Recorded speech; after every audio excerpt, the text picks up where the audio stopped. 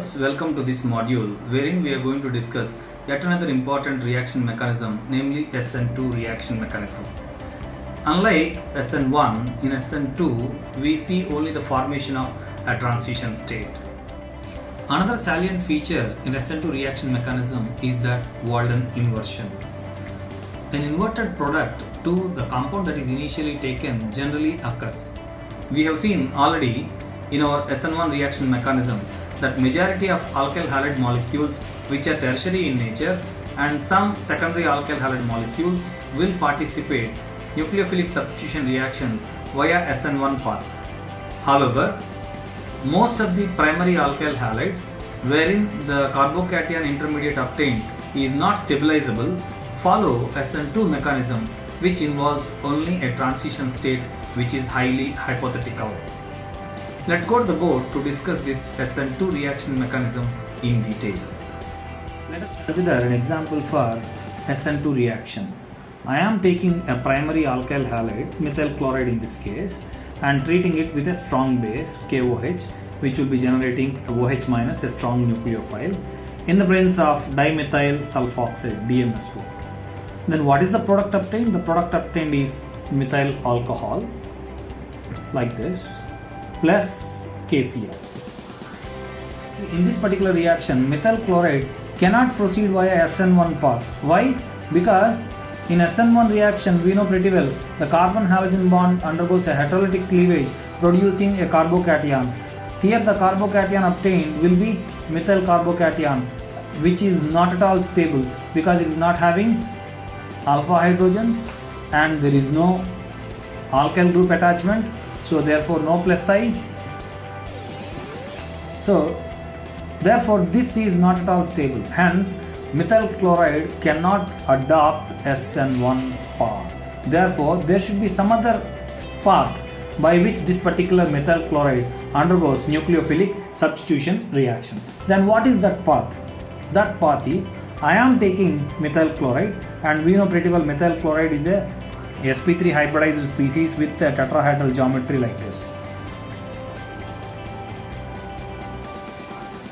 We have hydrogens at these three places, and we know pretty well in alkyl halides the carbon halogen bond is polar bond because the electron pair which is shared between carbon and halogen is moving more close towards a halogen atom.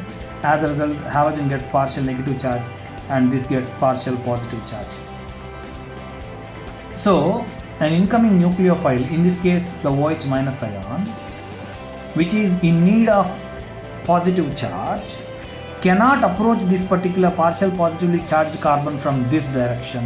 Why? Because there will be repulsions. There will be repulsions between the incoming nucleophile and also the leaving group, namely partial negatively charged Cl here. Therefore, this will be coming and attacking from the rear side like this. As a result, we are going to get a penta-coordinated species which is nothing but OH. The bond is not yet formed. It is trying to form a bond with the carbon that was present there. And we have a wedge hydrogen and also a dash hydrogen. Though the molecule is not chiral, I am using this wedge and dash to indicate only the tetrahedral nature of this particular carbon. Very important. So in this way, the leaving group is leaving and the incoming group, namely nucleophile, is forming a bond, forming a penta-coordinated species which is highly fictitious or hypothetical, and it is called as transition state. This transition state so formed fizzles out rapidly to form the corresponding product, namely methyl alcohol in this case. A hydrogen here, we have a hydrogen and we also have another hydrogen like this. So in this way, methyl alcohol is obtained from methyl chloride by the treatment of KOH. Now what is the role of DMSO here? Dimethyl sulfoxide, which is nothing but CH3 S double bond O CH3 dimethyl sulfoxide. What is the role here? We know pretty well dimethyl sulfoxide is polar aprotic solvent. This polar aprotic solvent will weaken the bond present between carbon and halogen. As a result, the carbon halogen bond gets ruptured more easily. Mind you, polar aprotic solvents like water etc., they prefer SN1. But it is a polar aprotic solvent, dimethyl sulfoxide, acetone, dimethyl formamide etc., they prefer SN2, because in SN2 we don't have any carbocation intermediate formed. There is no ion pair formation. Therefore, there is no stabilization required from the solvent. Hence, polar aprotic solvents prefer SN2 mechanism. Okay? SN2 reaction occurs only in one single step, unlike SN1 reaction. In SN1 reaction, we have seen there is a formation of intermediate. As a result, we have two steps. Formation of intermediate first step, and then formation of the product is the second step. But we have only one particular step in SN2 mechanism. Therefore, that step itself is the slowest step. There is only one step totally. So this step is the slowest step. In this slowest step, how many molecules are participating? Here 2 molecules are participating. Therefore, it is a bimolecular reaction. Hence, the molecularity is 2. Molecularity is 2. And here rate of this reaction is directly proportional to alkyl halide concentration and also incoming nucleophile, namely OH minus in this case. It is also present in the rate determining step, which is nothing but slowest step, RDS. So therefore, nucleophile incoming concentration also affects rate of this reaction. So here rate is equal to some constant K into alkyl halide concentration and the nucleophile concentration. Therefore, change in the concentration of the nucleophile also affects the rate of this particular SN2 reaction mechanism. Very important. What is the other salient feature of SN2 reaction? The other salient feature of SN2 reaction is Walden inversion. Walden inversion. What do you mean by Walden inversion? Walden inversion is nothing but, initially I have taken an alkyl halide molecule which is having this type of umbrella shape, right? This is the methyl chloride molecule which I have taken.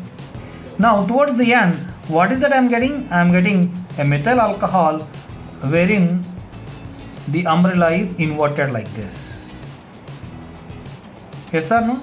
So this is called as Walden inversion, which is signifying the rear attack of the incoming nucleophile.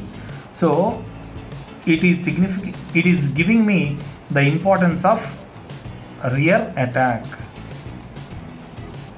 Very, very important.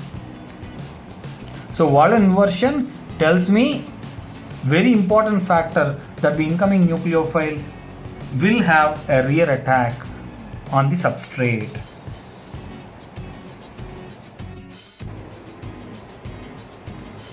When we look at the energy profile diagram of SN2 reaction, we have reactants, and these reactants are converted to products just in one single step like this. And we have a transition state here, which is nothing but penta-coordinated transition state having a trigonal bipyramidal shape. Okay, and the reactant is a primary alkyl halide generally. And what is the product obtained? The product obtained is inverted product. Very important. So this is the reaction coordinate, and this is the energy scale. So this is the energy profile diagram of SN2 reaction. Mind you, whether it is SN1 or SN2, both the reactions are generally exothermic in nature. The delta H is negative. Why? Because a more weaker bond gets ruptured and more stronger bond is formed. Even in this case, the CCl bond is ruptured and CO bond is formed. We know pretty well energy of CO bond is more compared to energy of CCl bond. As a result, it is an exothermic reaction, that is delta H is negative. Hence, SN2 reaction is also preferred at lower temperatures. similar to SN1. But mind you, the energy profile diagram of SN1 reaction has two peaks like this because there is a formation of intermediate there. Hence, we have two shoulders like this. This is the intermediate and this is the product and this is the reactant. This is the case with SN1 reaction coordinate. This is the intermediate I. But in SN2, we have only one peak, a fictitious transition state. That's it. If we take an optically active alkyl halide in SN2 reaction, what happens? I am considering here 2-bromo-butane. I am considering here 2-bromo-butane.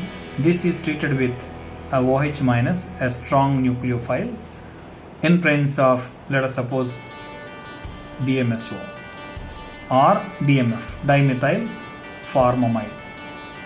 Mind you, the structure of dimethyl formamide will be this. Formic acid, this is formic acid, OH. Formamide means NH2.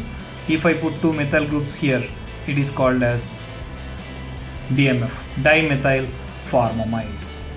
So this is dimethyl formamide, which is polar aprotic solvent, PA, polar aprotic solvent. It prefers SN2 mechanism.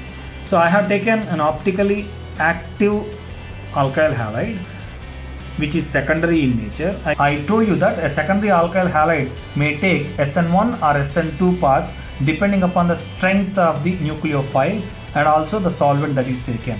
Here I have taken a strong nucleophile and also polar aprotic solvent. Therefore, it prefers SN2 mechanism. So in SN2, what is happening? In SN2, inversion is observed. Therefore, I am getting this product. So the incoming nucleophile OH is coming from the rear side. See, I have the leaving group as a wedge. Therefore, the incoming group is a dash. So the hydrogen as usual will be coming onto a wedge now. Very important. So the product obtained is also optically active. So in SN2 reaction, if I start with an optically active alkyl halide, then the product also will be optically active. So 100% Walden inversion occurs. Walden inversion occurs. Mind you, sometimes this Walden inversion may not invert the stereochemical aspect of the substrate that is taken. In 99% cases, it is observed that stereochemistry is also inverted, but in few cases, the stereochemistry may not be changed. What happens? If I treat the same 2-bromo-butane, which is optically active, with water, it prefers SN1 path because water is a weak nucleophile and also polar protic solvent, and it gives a retention product and also an inverted product as shown here, so leading to the formation of racemization. Very important. So this is contrast to when compared to SN2 mechanism. In SN2, if I take an optically active alkyl halide, definitely I will be getting an optically active product. But whereas in SN1, if I take an optically active alkyl halide, I may not get an optically active product. I will be getting racemized product.